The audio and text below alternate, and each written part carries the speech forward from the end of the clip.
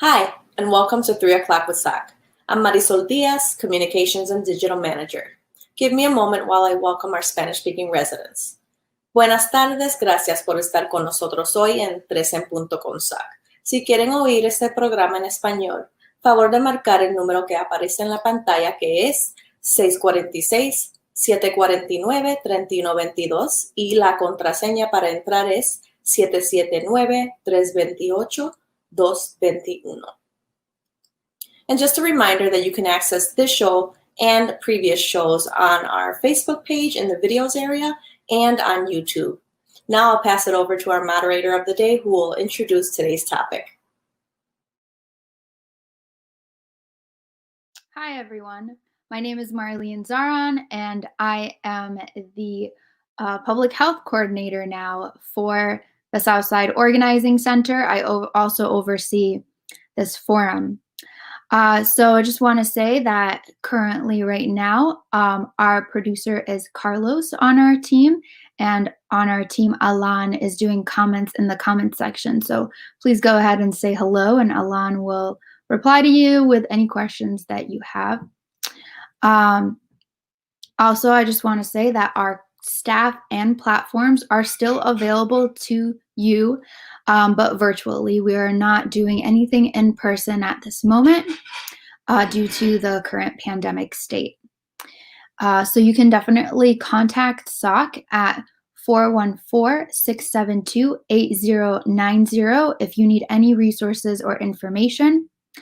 And you can also check out our website at www.socmilwaukee.org, and you can email us at soc@socmilwaukee.org if you have any questions for us or you're looking for any community resources right now.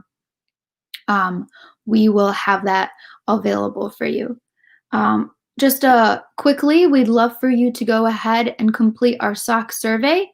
Our SOC survey allows us to go ahead and get any info of, how the forum is currently doing, and get your feedback on any topics or any suggestions you might have for us during this time.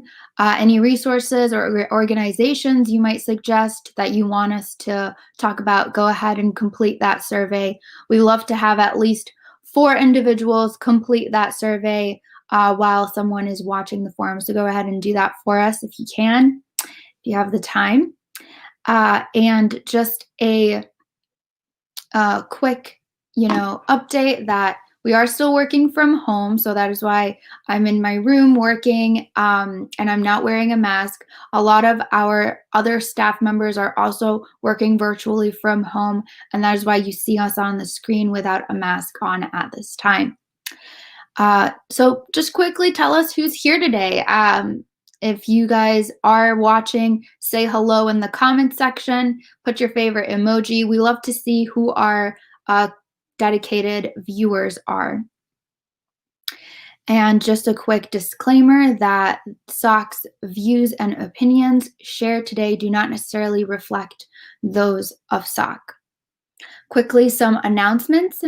Today is the COVID-19 day, so you'll get me for the rest of your time here. So our segment for today is Claire Evers, the Deputy Commissioner of Environmental Health from the Public Health Department here in Milwaukee. And she's going to give us a COVID-19 update and also join us with our Douglas Cieslak, who is the City of Milwaukee Environmental Health Manager from the Milwaukee Public Health Department, who's going to be discussing lead and how, lead currently in Milwaukee, but also he's going to be giving us a quick overview of how our, lead testing kits work and all about lead today. So just a quick review of the rest of the week. Friday, we have Pastor Marty Calderon. He's the Executive Director of God Touch MKE. He'll be coming on, and the theme for that day will be organizations in the neighborhood. So you'll get a little update about all the organizations within that neighborhood that are working with that org. And now I'd like to introduce our first guest, which is Claire Evers, and then we'll introduce our second guest. So the topic for today, again, is the current COVID-19 information and Milwaukee's current lead problem. So if we could have Claire Evers, the Deputy Commissioner of Environmental Health, come on the screen. Hi, Claire. Hi there. It's always great having you on. I hope everything's been great. I know there's been a surge in COVID-19 case numbers right now, but I'll leave it to you to give us a quick update of COVID-19 numbers right now in Milwaukee. Yeah. First I want to congratulate you on your new position. Thank you. Having a little issue with my audio. It's echoing in my ear. So as I'm sure everyone is aware, we are in kind of a terrible place when it comes to COVID right now. The governor made his address to the state yesterday, where he is encouraging everyone to stay home, stay safe, only leave your house if it's something that's essential. He's encouraging employers to allow telework where possible. It really mirrors what he was saying during Safe at Home, but as we know, that was overturned with the legislature. So without having the ability to issue an order, he's issuing really strong guidance. And so we support the governor in that strong message that he gave yesterday. We're trying to make things as safe as we can in the city of Milwaukee, having safety plans for different business sectors. Schools have to have safety plans, restaurants and bars. We're looking at sporting events. But this is a statewide problem. We don't have, we don't have a border around the city. So, we have to make sure that the whole state is doing its part. On some calls this morning, we're hearing that certain areas of the state, the hospitals are at capacity. In the city of Milwaukee, our hospital capacity has gone from the yellow criteria to the red criteria. So we are in a concerning area when it comes to our hospital capacity. We've seen an increase in hospitalizations as well as deaths. So it was interesting. The state today also had a press conference, and the Deputy Secretary, Julie Williams Van Dyke, was talking about how, early last spring when we saw New York and the cases that they had, and when they had the refrigerator morgues and they had the terrible cases, Wisconsin has a higher rate right now than New York did last spring. And I think when she made that comparison, hopefully that kind of drove it home for people that we're in a bad spot, and we really need to make sure that every person individually is taking the right precautions. It's really simple precautions, wearing a mask. I really like how you start off this segment by talking about the reason that you don't have a mask on is because you're at home. Same with me. I don't have a mask on because I'm at home. If I was in my office, I would be wearing a mask right now. And I think it's really important for people to understand that across the whole state that, we really need to mask up. We need to wash our hands and keep our distance.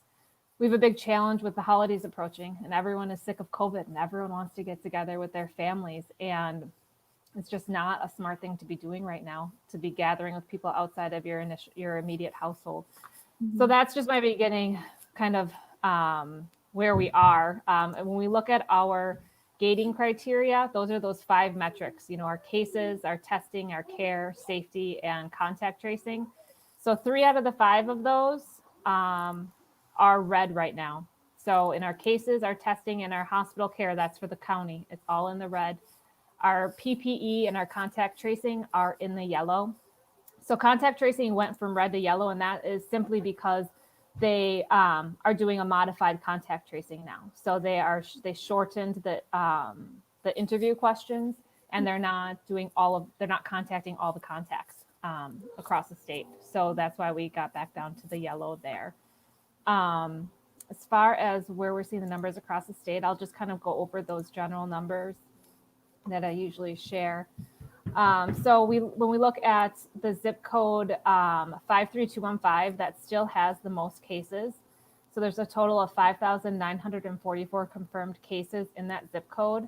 And then the 2 neighboring zip codes, 53204 has 3,784 cases, and 53221 has 2,058 cases. So those are the second and third highest numbers. So cases among the Hispanic population account for 30.6% of all the cases in the city. And there has been a total of 10,802 confirmed cases in the Hispanic population.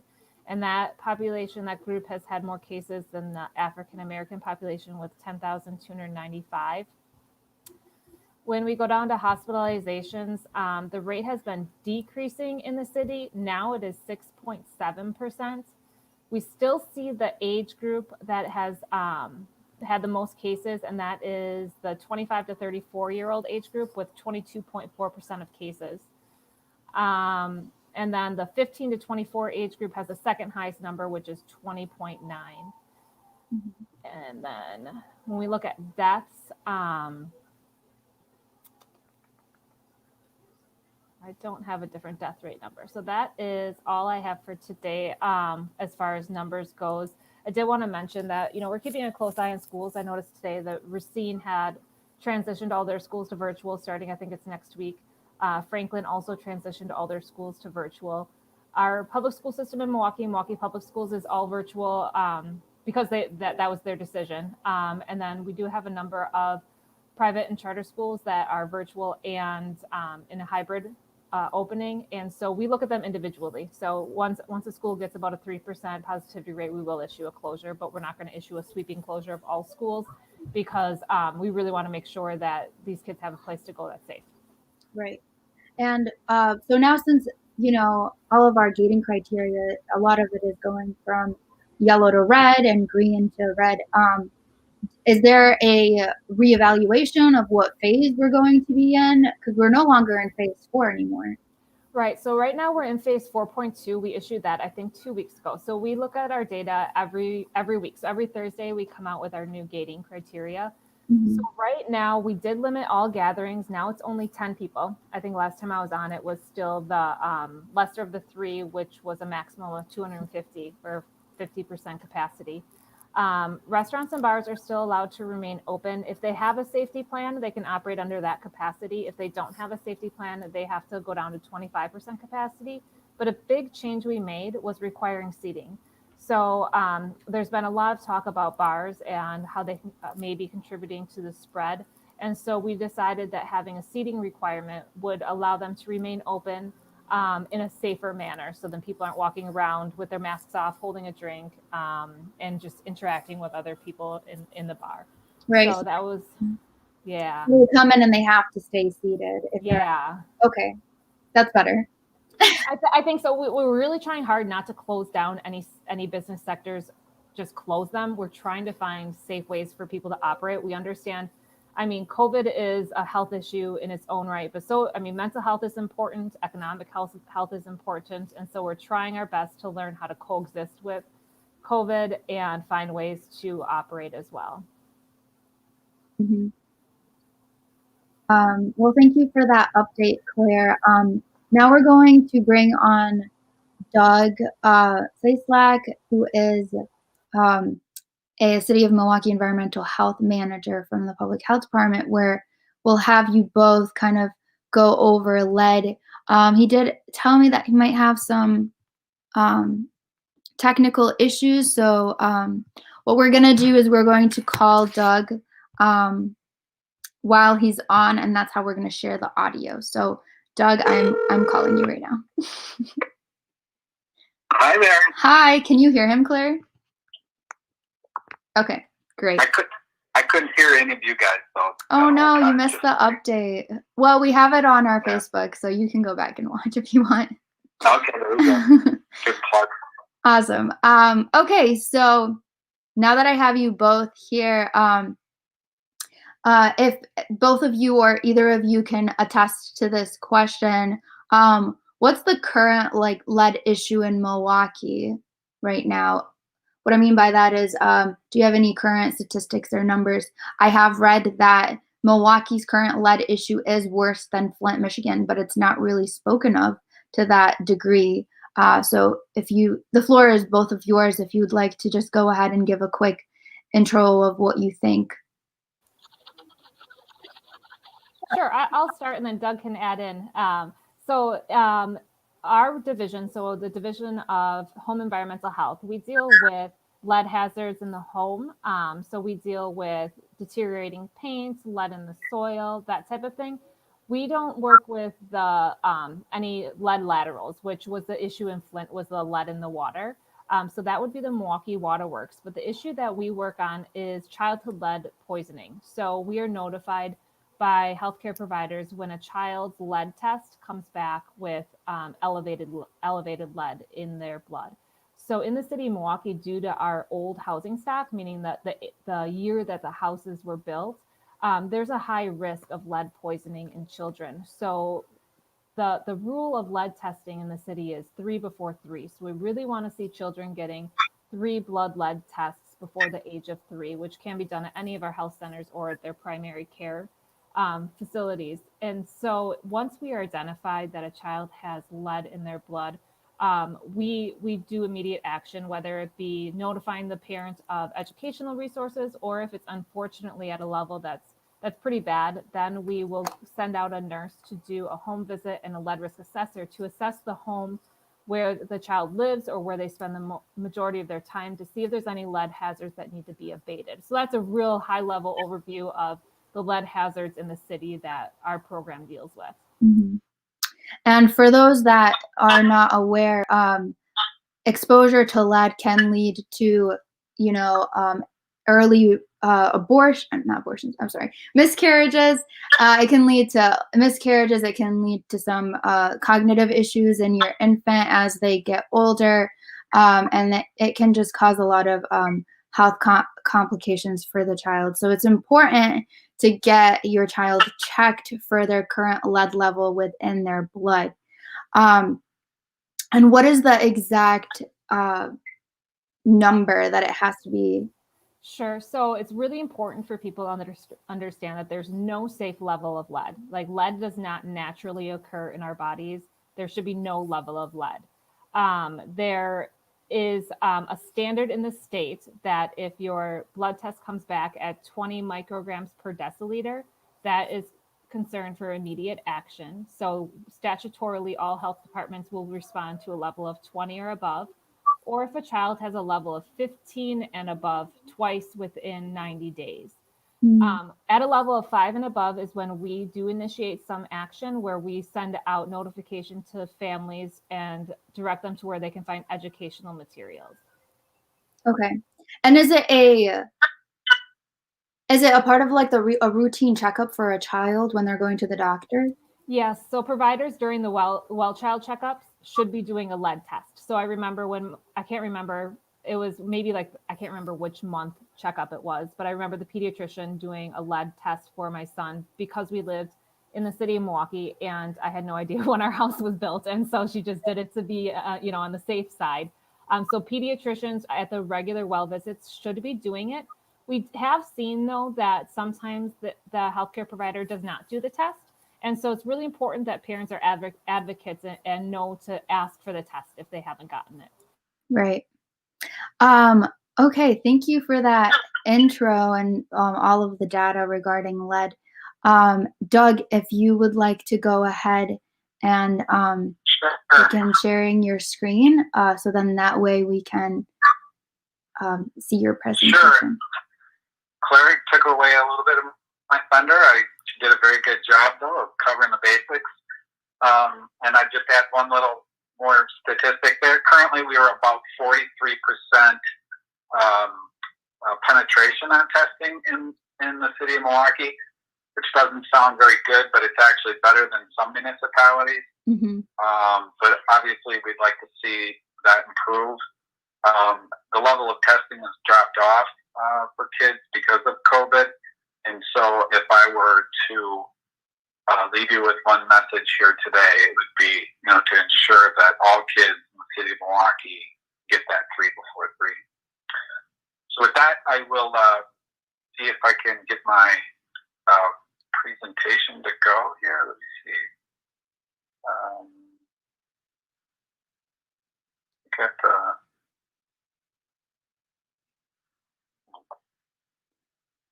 No. Well, it's worked good on the practice. Yeah.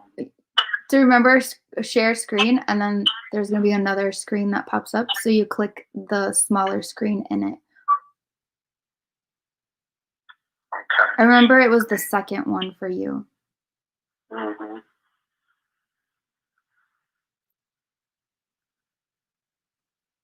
All right.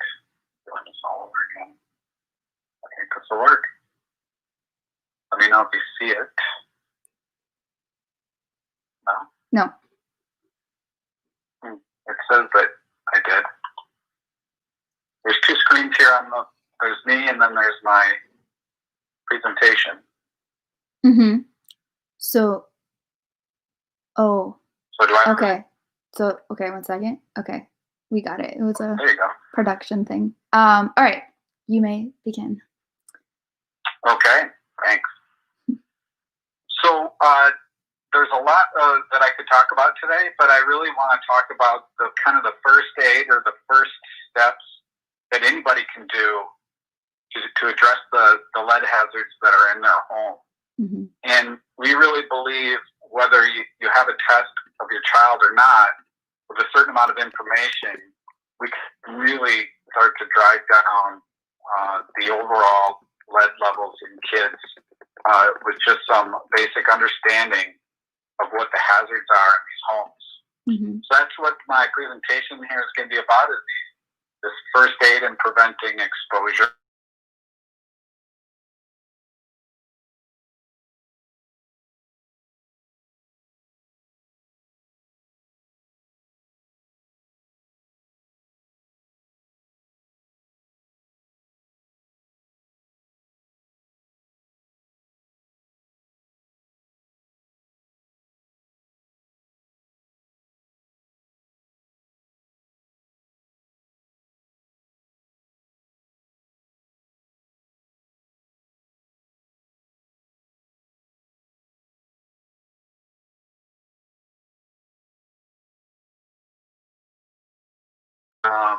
And they used it in paint pigments because it was very durable.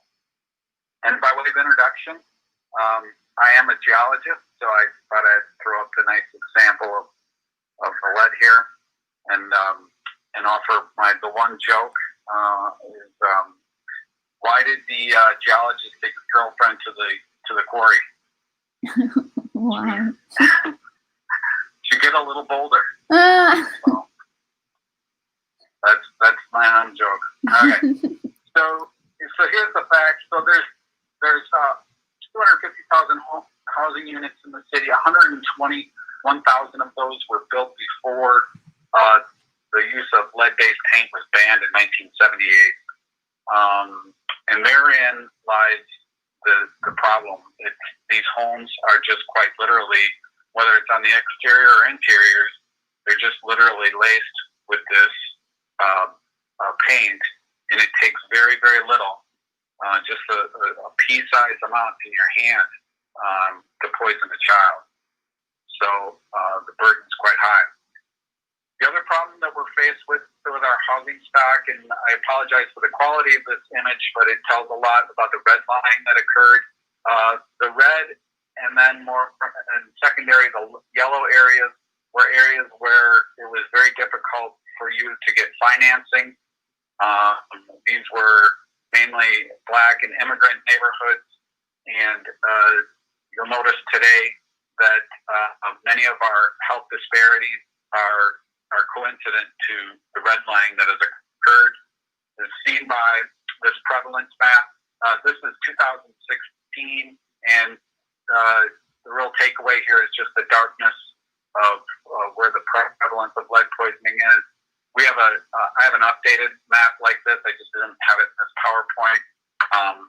It shows that the concentrations have decreased, or the prevalence has decreased since that time. But the overlay with the redlining is kind of the point of the slide. So the issue is Claire had mentioned, is that lead has severely detrimental to kids' development under 6. But we also know that pregnant women can also, as you mentioned, miscarry, and they can also expose their babies when they're nursing. So a lot of our efforts are directed at these populations.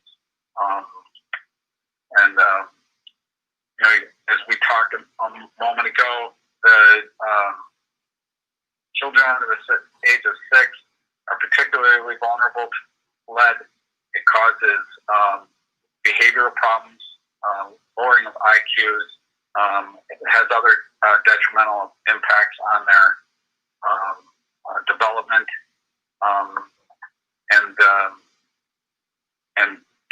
and we know that kids that in these neighborhoods where we have the worst poverty are greatest at risk.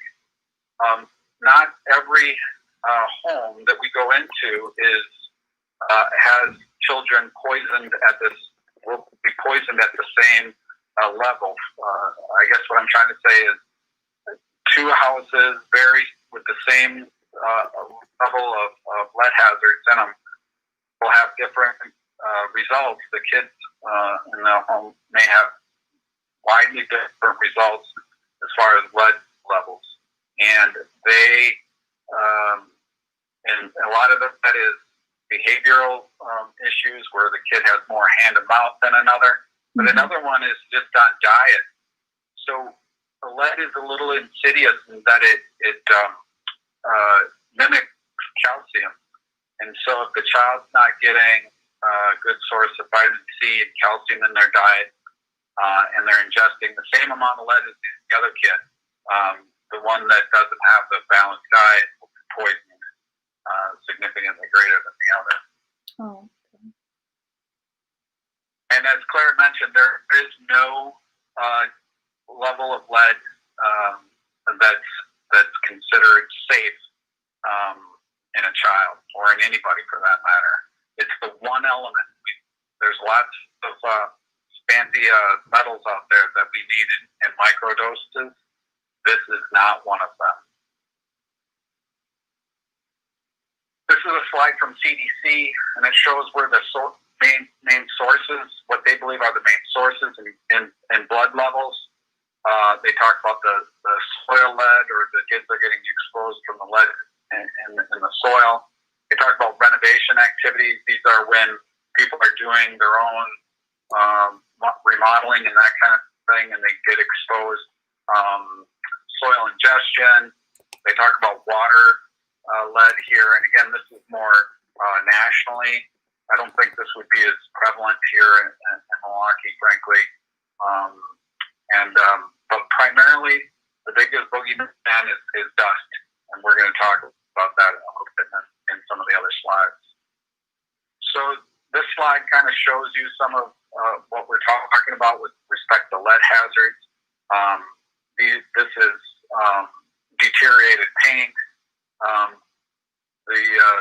It's thought to be that 40% of the lead dust that we find in the homes are associated with the windows.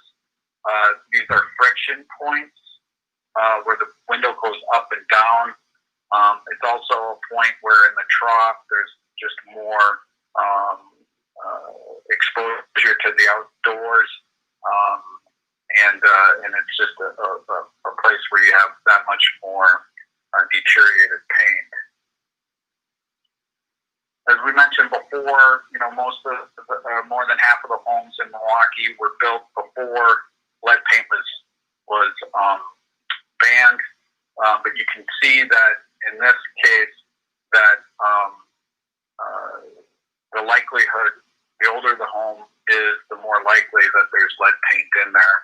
And frankly, not only that there's more likely that it has lead paint, it probably has more lead paint because of this ban. You mentioned a moment ago talking about Flint and the issues surrounding water and lead laterals. I know that's become a big issue here in Milwaukee.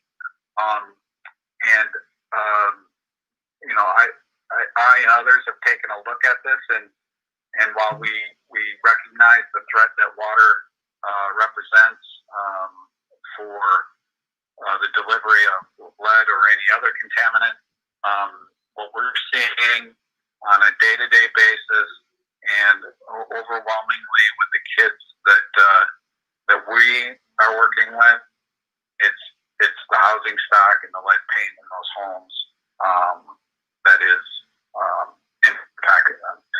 know that because after we do our lead abatements in those homes, we see that the kids' blood levels go down. And so we have direct evidence to support that. Mm.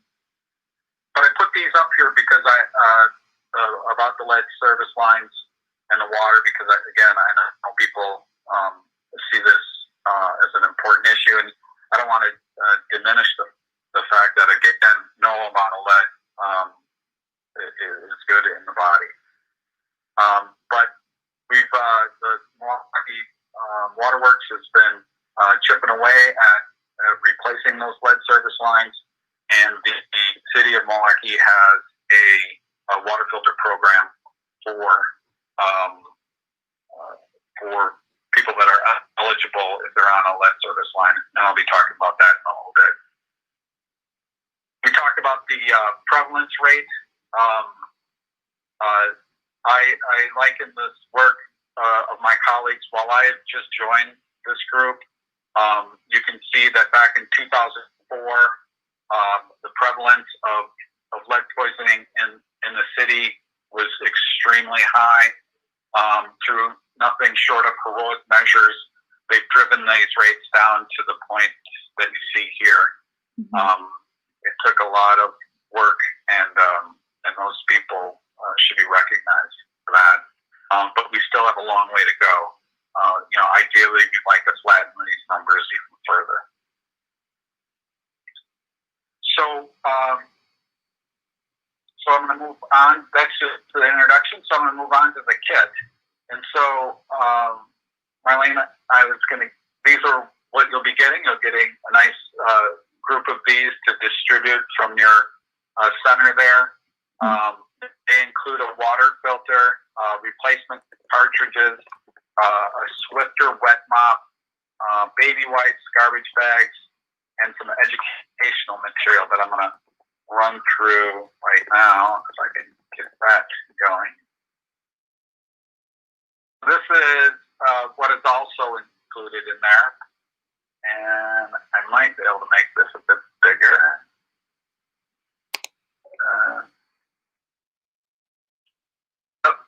That goes too far. Anyway, so this is the materials that come from the kit as well, and it introduces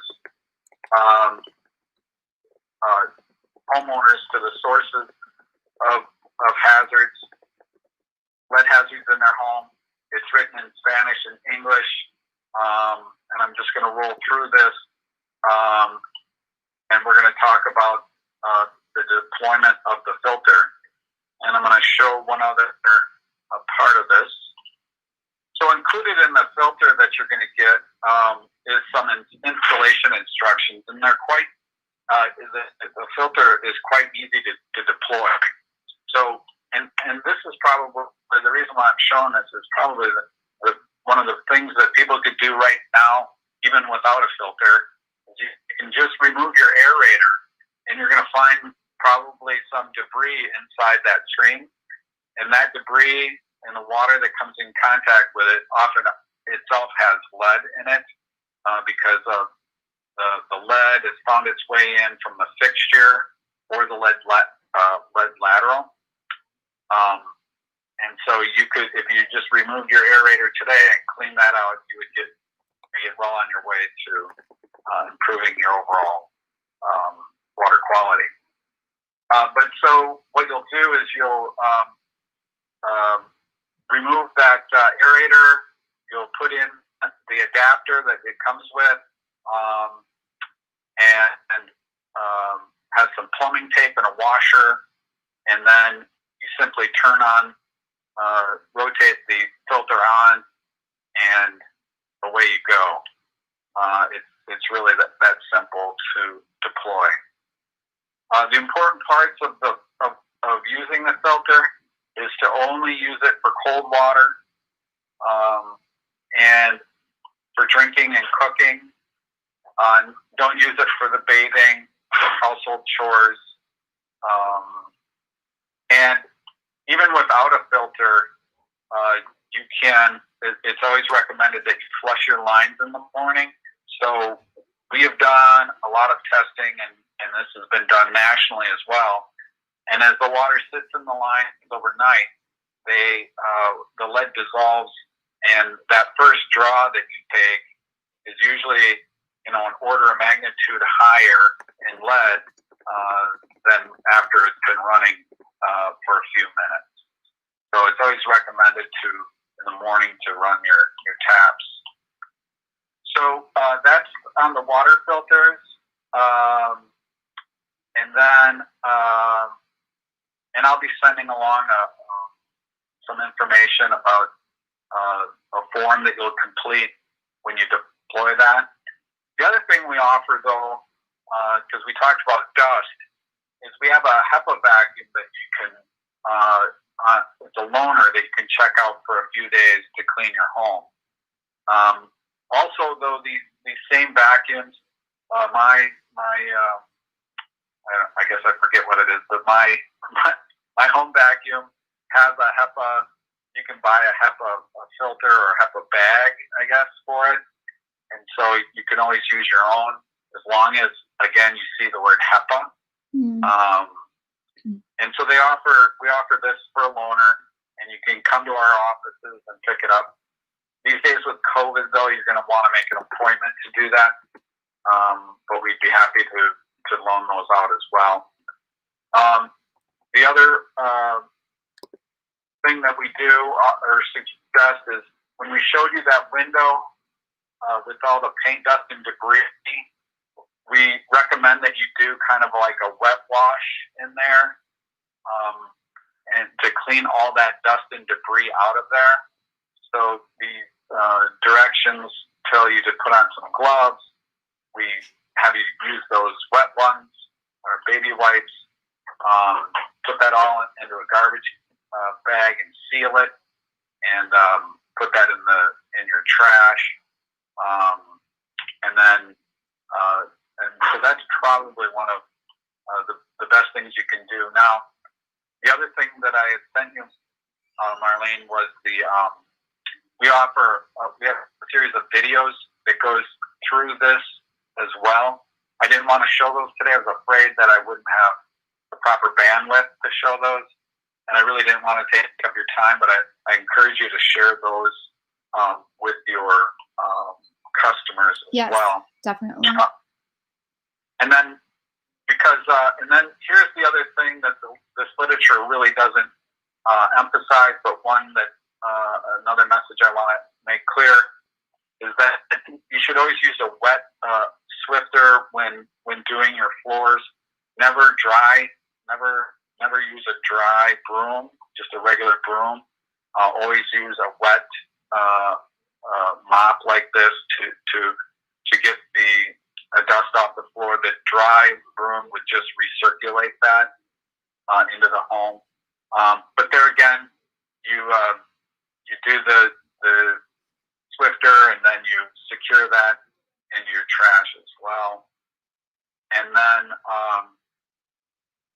so yeah, that's the literature that's in there and everything that comes with the kit. We talked about it also has duct tape. So if you've got areas of the deteriorated paint, or there's parts of your home that are where there might be a hole in the wall or whatnot, this would be something that you could put over that until you could do a proper mitigation. Nice. That's what comes in the kit. We think that's a good first step for anybody to help them mitigate the hazards in their home. And with that, I'll take any questions anybody might have. All right, let's see. Any questions?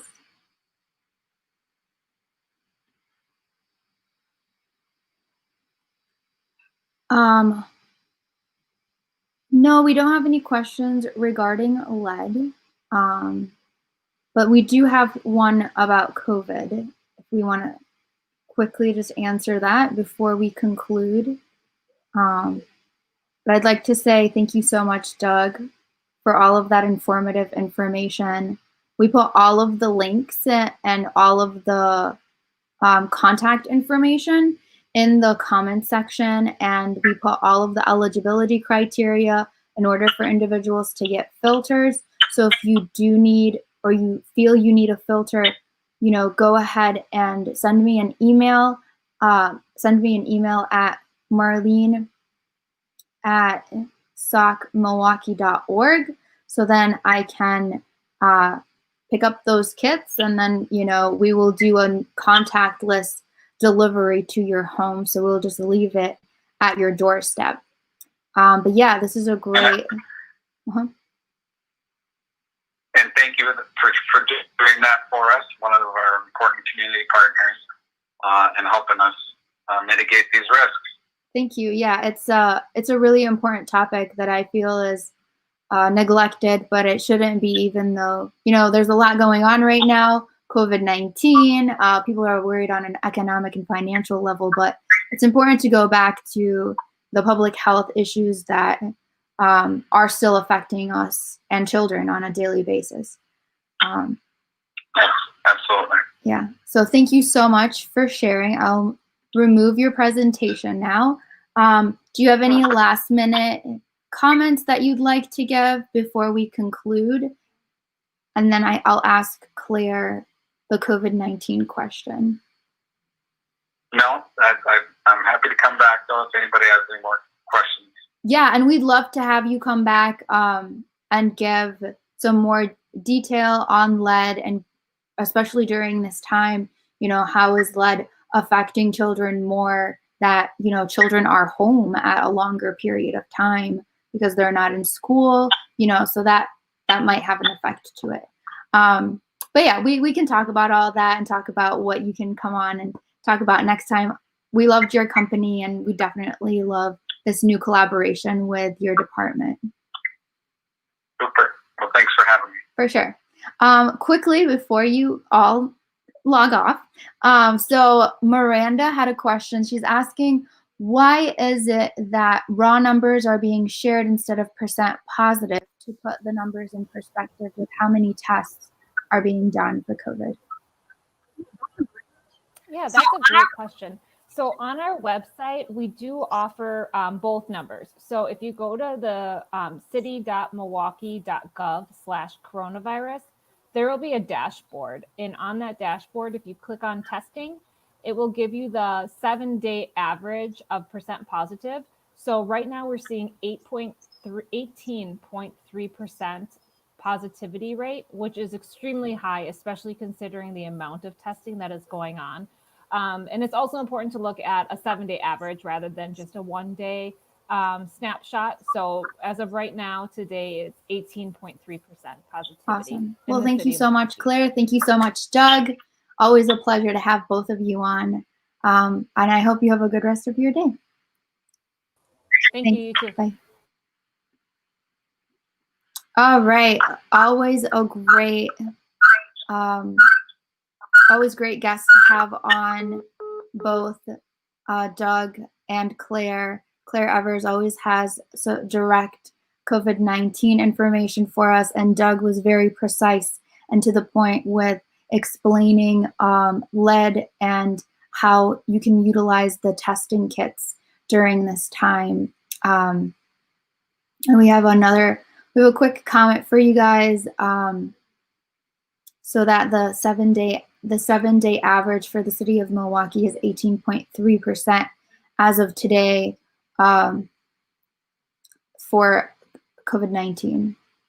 And now I'm gonna check out who else said hello. Whoever has some questions, please put them in the comment section. I can answer them for you, or we can have Claire Evers or Doug answer them for you. I can definitely email them your questions and have those answered. If you do want to figure out if your house does have lead in it, you can go on this website, which we put in the comment section, and you can see if your house falls within the lead lateral pipeline. So you can check that out. And you can also find out if you have lead in your home by calling this number. You'll be giving them your address and then they can let you know if you have lead piping or not. If your home is was built from the 1970s and older than the 1970s, you have a likely chance that you have lead paint in your home. So definitely get that checked. If you do see chipping away on the insides of your windows, it's always good to have a professional or someone come in. You can wear a mask or have someone come in to clean it up for you by like sanding it away. And a lot of the times that paint is actually in layers of paint on your wall, not just your windows. So it's important to watch out for that. Watch out for your infants if they're starting to crawl. They're at that age where they're crawling. It's important to watch everything, that they put in their mouth. That's a lot. A lot of the time, that's a lot of the different ways that children are exposed to lead because they ingest it. Okay, so that being said, we're going to now move on to our COVID-19 update. We have a little fun video for you guys about misinformation of COVID-19 during this time. Mami, ¿qué tú haces? ¿Estás enferma que te estás poniendo el virus? Eso te protege del corona. Eso no protege nada de corona. Eso sí, eso mata el corona. ¿Quién te dijo eso? Yo lo vi por WhatsApp. Vapor rub is great for a lot of things, but it doesn't actually help with COVID at all. Until we have a vaccine, the things you can do are wear your mask, stay physically distanced, and when you are with other people that aren't in your household, keep it outside so that we keep transmission down. Y que va por uno, funciona. I love that video. That made me laugh. So now we have our civic update.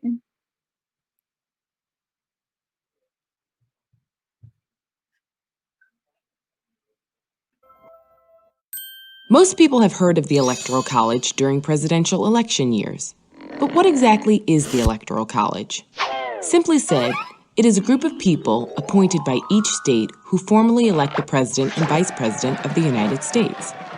To understand how this process began and how it continues today, we can look at the Constitution of the United States. Article 2, Section 1, Clause 2 of the Constitution. It specifies how many electors each state is entitled to have. Since 1964, there have been 538 electors in each presidential election. How do they decide on the number 538? Well, the number of electors is equal to the total voting membership of the United States Congress, 435 representatives plus 100 senators and 3 electors from the District of Columbia. Essentially, the Democratic candidate and Republican candidate are each trying to add up the electors in every state so that they surpass 270 electoral votes, or just over half of 538 votes, and win the presidency. So how do states even get electoral votes? Each state receives a particular number of electors based on population size. The census is conducted every 10 years, so every time the census happens, states might gain or lose a few electoral votes. Let's say you're a voter in California, a state with 55 electoral votes. If your candidate wins in California, they get all 55 of the state's electoral votes. If your candidate loses, they get none. This is why many presidential candidates want to win states like Texas, Florida, and New York. If you currently add up the electoral votes of those 3 states, you would have 96 electoral votes. Even if a candidate won North Dakota, South Dakota, Montana, Wyoming, Vermont, New Hampshire, Connecticut, and West Virginia, they would only gain 31 electoral votes total from those 8 states. Here's where it can get a little tricky. On a rare occasion, like in the year 2000, someone can win the popular vote but fail to gain 270 electoral votes. This means that the winner may have won and collected their electoral votes by small margins, winning just enough states with just enough electoral votes, but the losing candidate may have captured large voter margins in the remaining states. If this is the case, the very large margins secured by the losing candidate in the other states would add up to over 50% of the ballots cast nationally. Therefore, the losing candidate may have gained more than 50% of the ballots cast by voters, but failed to gain 270 of the electoral votes. Some critics of the Electoral College argue the system gives an unfair advantage to states with large numbers of electoral votes. Think of it this way. It is possible for a candidate to not get a single person's vote, not one vote, in 39 states or the District of Columbia, yet be elected president by winning the popular vote in just 11 of these 12 states: California, New York, Texas, Florida, Pennsylvania, Illinois, Ohio, Michigan, New Jersey, North Carolina, Georgia, or Virginia. This is why both parties pay attention to these states. However, others argue that the Electoral College protects small states such as Rhode Island, Vermont, and New Hampshire, and even geographically large states with small populations, like Alaska, Wyoming, and the Dakotas. That's because a candidate can't completely ignore small states, because in a close election, every electoral vote counts. There are certain states that have a long history of voting for a particular party. These are known as safe states. For the past 4 election cycles, in 1996, 2000, 2004, and 2008, Democrats could count on states like Oregon, Maryland, Michigan, and Massachusetts, whereas the Republicans could count on states like Mississippi, Alabama, Kansas, and Idaho. States that are teetering between parties are called swing states. In the past 4 election cycles, Ohio and Florida have been swing states, twice providing electoral votes for a Democratic candidate and twice providing electoral votes for a Republican candidate. Think about it. Do you live in a safe state? If so, is it a Democratic or Republican safe state? Do you live in a swing state? Are your neighboring states swing or safe? Is the population in your state increasing or decreasing? And do not forget, when you're watching the electoral returns on election night every 4 years and the big map of the United States is on the screen, know that the magic number is 270 and start adding.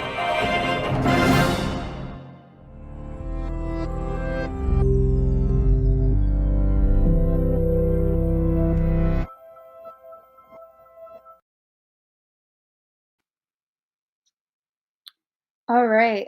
So just a quick update from Doug on lead. I misspoke earlier about trying to do, you can try to remove lead from your home by yourself, but it's important to also contact renovators, lead safe renovators, at the website that we put in the comments. They will help you remove lead from your home on a professional level and try to guide you through the right ways. And you can also bring someone from them at a cost to come in and remove lead paint from your home. It's important that families are careful when doing renovations on lead painted areas, that it doesn't generate dust and kids are not in the home. And we'll have Doug come on again and clarify a lot of that information for us later on, possibly in January. So now that being said, I'd like to bring on our SOC Community Resource and Collabs segment. We have the Benedict Center with Melinda Hughes and our coworker Andrea interviewing her. Hello everyone, my name is Andrea Rodriguez and I'm the Leadership Coordinator at Southside Organizing Center. Today with me again, we have Melinda Hughes, Program Director for the Sisters Diversion Program for the Benedict Center. Hi Melinda, how are you today? Hi Andrea, how are you doing? Good, staying warm. It's becoming an increasing challenge. It is, definitely. Saw the first snowflakes this week. Definitely, and I'm so thankful to have you back today. And I know today we're going to discuss healthy relationships and how you help teach that at the Benedict Center and the Sisters Diversion Program. Yes, thank you. It's such an important topic because, you know, at the foundation of all of our well-being is our relationships with other people, right? So whether it's our family members or our partners, our friends, all of those relationships can either be healthy and sustaining and encouraging and supportive, or unfortunately they can be manipulative, coercive, or even abusive. And, you know, a lot of times our clients may have grown up in situations where relationships weren't necessarily super healthy with family members, or they experienced some forms of childhood trauma. We've talked about, I know on the program before, common childhood trauma relationships that they experienced would be physical abuse, sexual abuse, and or neglect. So I was just talking with a client the other day who really just started by saying, you know, I was on my own starting at the age of 12. I had to start figuring it out on my own and was on the streets by 13, just, you know, out there because family wasn't supportive. Family didn't have the wherewithal to provide. So, you know, when someone doesn't have the healthiest role modeling and hasn't experienced that sense of unconditional love and support, then unfortunately, a lot of times they are very vulnerable to relationships with people who come along and say they're going to take care of them and say they're going to love them and cherish them, but in reality are looking to exploit them. And that's when we start really looking at how do people get enticed into, you know, exploitative relationships for sex trade or other types of situations. And, you know, a lot of times it starts with what looks like it's going to be a caring relationship, a protective relationship, and then in fact turns into something that is very manipulative, having people do things for money or for, you know, goods and services that aren't really about, it's basically using another person. When we say coercion, we mean basically manipulating someone into letting themselves be used in that way.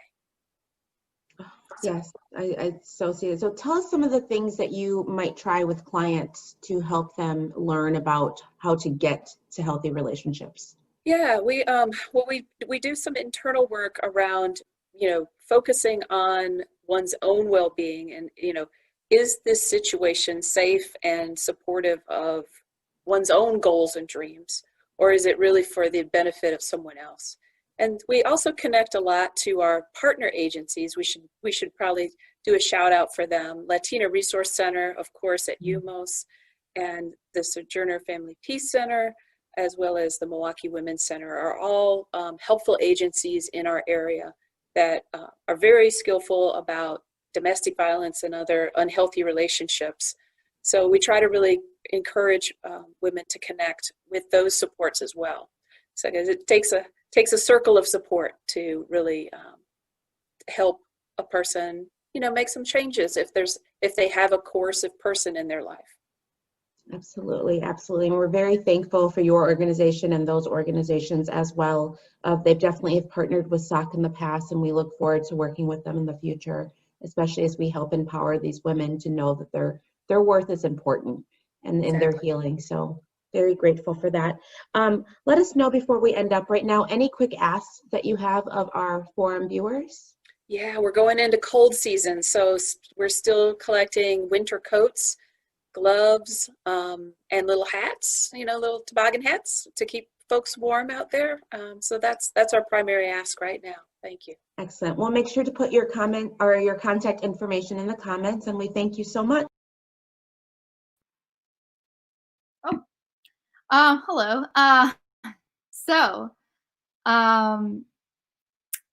That was a great talk. We'll have a flyer. I was actually asking Andrea if she has a flyer for the Benedict Center about their warm clothing drive.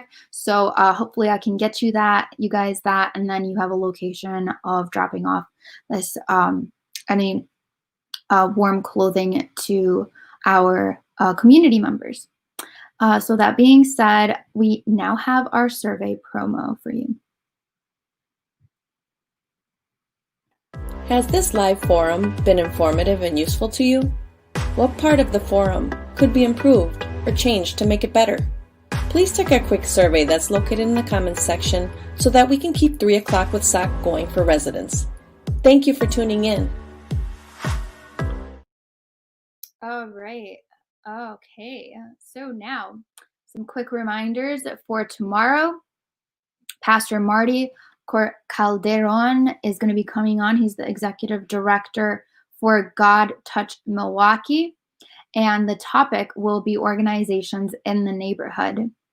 And then now I'd like to leave you with some funder partner thank yous. Before I go, I want to say go out and enjoy the weather before it gets really bad. It's important that, it's important to take the time to go for a walk. Right now, it's a really hard time for our mental health. So it's important to take care of that. No matter what you do for your mental health, go out and do it. It's important to take care of yourself during these times. And your mental health is attached to your physical health. So those two together, when they're taken care of, you'll stay healthy and have a really strong immune system. But yeah, enjoy the rest of your day. Thank you. Good afternoon. Thank you for tuning in to SOC's Live Forum today. My name is Jeanette, and I am the resident lead for South of the Tracks Polonia Resident Group.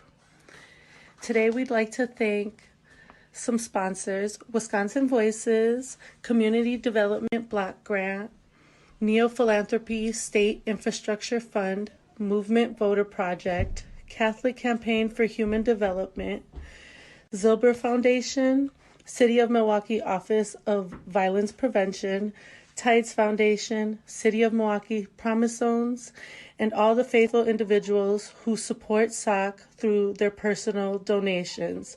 We thank you. We hope you all are staying safe. Talk to you soon.